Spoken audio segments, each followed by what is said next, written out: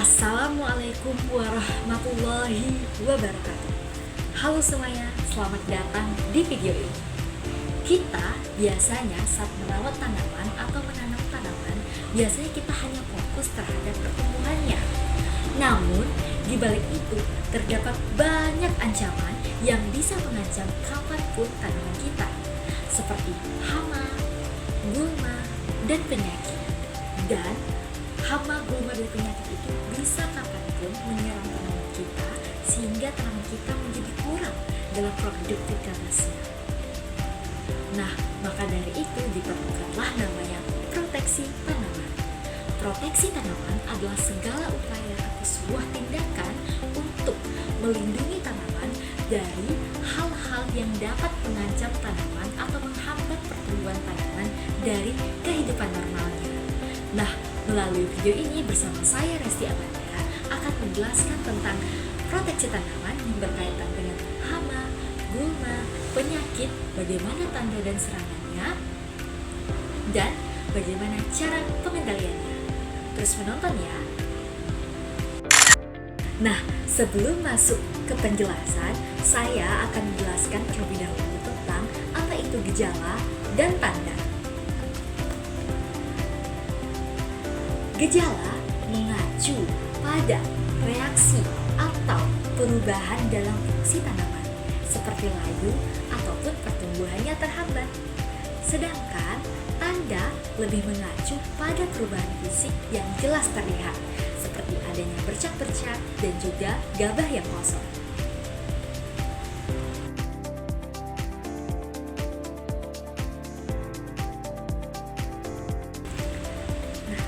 Pembahasan yang pertama berkaitan tentang hama. Jadi, apakah itu hama? Nah, mungkin teman-teman semua sering melihat adanya belalang yang hinggap pada daun, adanya siput yang memakan daun, adanya babi yang masuk ke dalam kebun atau perkarangan pertanian. Nah, itulah yang disebut hama. Jadi, apakah hama itu? Hama adalah hewan yang merusak tanaman atau menghambat dalam pertumbuhan tanaman. Nah, hama ini terbagi menjadi 3 golongan. Yang pertama adalah hama serangga atau insekta. Yang kedua adalah hama vertebrata atau hama bertulang belakang. Dan yang ketiga adalah hama moluska. Nah, untuk kelas serangga contohnya pada walang sangit yaitu Leptocoryza oratorius. Nah, walang sangit ini menyerang pada tanaman padi. Nah, gejala yang bisa kita lihat adalah bahwa tanaman tersebut layu dan pertumbuhannya terhambat. Sedangkan kalau tandanya kita bisa lihat dari bercak-bercak coklat atau kuning pada daun, terus tuh gabah yang kosong dan penurunan jumlah produksi gabah. Nah, selain itu juga tandanya bisa kita lihat adanya telur-telur atau keberadaan Leptocoryza oratorius langsung yang berada di sekitar tanaman padi. Selanjutnya ada hama yang kedua yaitu moluska. Contohnya adalah Ulika canicellata atau yang dikenal dengan nama siput hitam. Nah, siput ini sering menyerang pada tanaman padi. Nah, gejala yang bisa kita lihat adalah tanamannya layu dan mati serta pertumbuhannya terhambat. Sedangkan kalau tanda-tandanya bisa kita lihat adanya jejak-jejak lendir pada daun, terus tuh adanya lubang-lubang bekas-bekas makan atau bekas-bekas gigitan siput pada daun, serta keberadaan siput bersembunyi di sekitar tanaman. Nah, selanjutnya adalah golongan hama yang ketiga, yaitu vertebrata atau hama yang bertulang belakang. Nah, contohnya itu pada contoh atau Pteropus spp. Nah, atau juga disebut dengan kelelawar buah. Jadi, yaitu menyerang tanaman buah, ada juga tanaman padi dan juga tanaman hortikultura. Nah, berbicara tentang gejala dan tandanya, gejalanya itu adalah penurunan produktivitas panen. Terus itu pertumbuhan dari buah-buah tersebut juga terhambat. Kemudian bisa dilihat dari tandanya, kalau tandanya itu pada buah adanya bekas gigitan pada buah, terus buahnya busuk, buahnya bau yang tidak sedap. Kemudian kalau di sekitar tanaman itu adanya bekas urin atau bekas kotoran dari codet tersebut dan juga keberadaan codet tersebut pada kolong hari.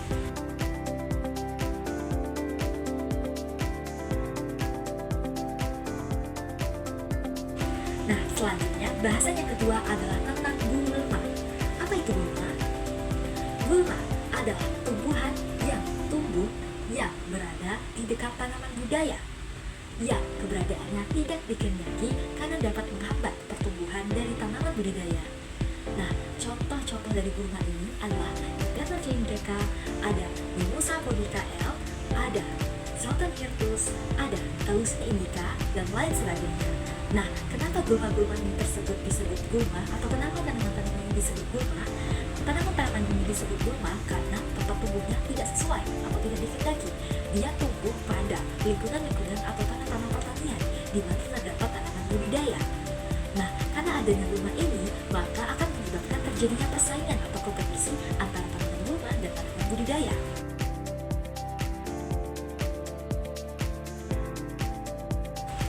Nah, selanjutnya kita akan masuk pada pembahasan yang ketiga, yaitu tentang penyakit tanaman.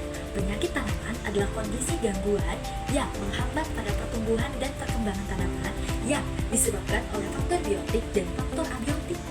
Nah, faktor biotik itu ada apa saja? Faktor biotik itu ada virus, ada jamur, ada bakteri, dan ada nematoda. Sedangkan kalau faktor abiotik itu faktor yang berasal dari luar, bisa saja dari kekurangan cahaya, kekurangan nutrisi, defisiensi unsur hara, dan lain sebagainya.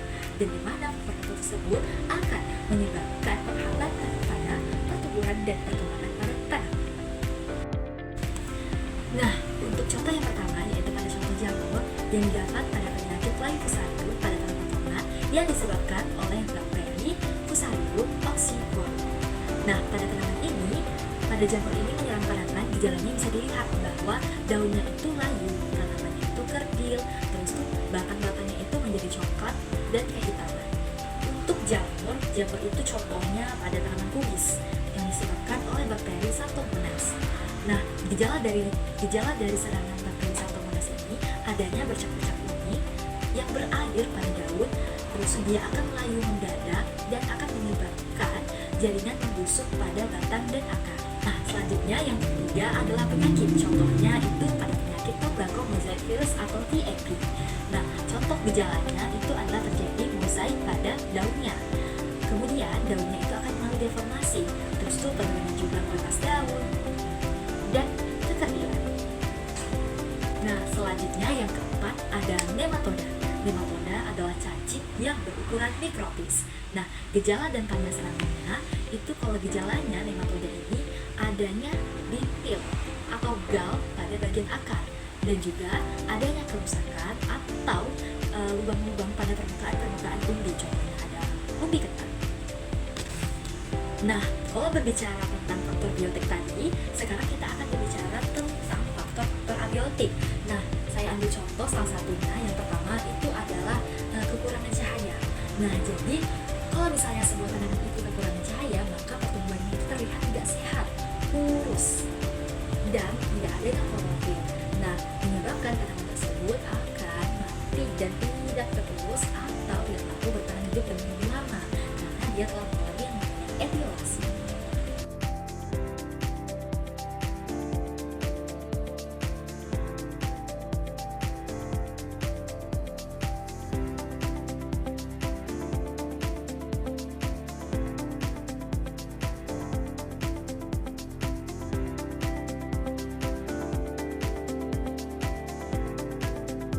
Setelah kita berbicara tentang hama, gulma, dan penyakit, maka kita berada pada segmen terakhir, yaitu bagaimana sih cara pengendalian hama, gulma, dan penyakit. Nah, yang pertama itu adalah pengendalian hama.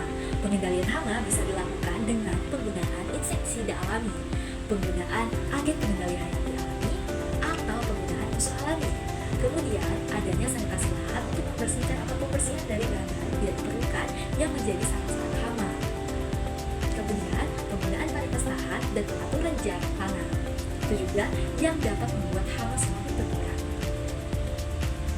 Dan gulma bisa dilakukan dengan penggunaan mulsa ataupun tanaman penutup tanah dan juga bisa menggunakan herbisida. Untuk pengendalian penyakit bisa digunakan antaranya atau cara-caranya itu adalah sterilisasi air pertanian dan pembuangan bagian-bagian tanaman yang terinfeksi. Nah, langkah terakhir atau yang paling tidak disarankan yaitu penggunaan bakterisida dan fungisida. Nah, teman-teman, itu dia penjelasan dari video ini tentang tanaman, tentang hama, tentang gulma, dan tempat penyakit tanaman. Saya harap video ini bisa membantu atau menambah informasi teman-teman tentang ilmu atau proteksi tanaman. Dengan ini saya akhiri dengan saya Rizky Amanda. Saya akhiri. Assalamualaikum warahmatullahi wabarakatuh.